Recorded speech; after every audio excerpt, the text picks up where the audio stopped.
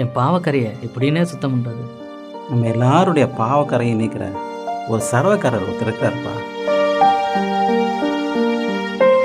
அவர் தான் இயேசு. நம்ம எல்லாருடைய பாவக்கரையும் போக்க தன் ரத்தத்தை சிந்தி உயிரே கொடுத்த சலவைக்காரர்.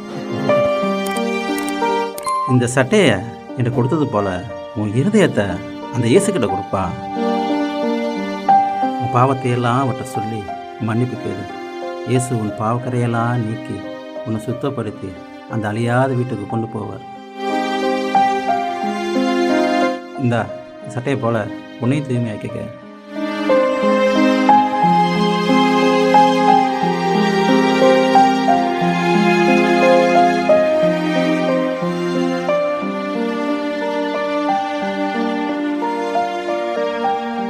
நம்ம எல்லாருடைய பாவக்கரையை நீக்கிற ஒரு சர்வக்காரர் ஒருத்தர் இருக்கிறார்ப்பா.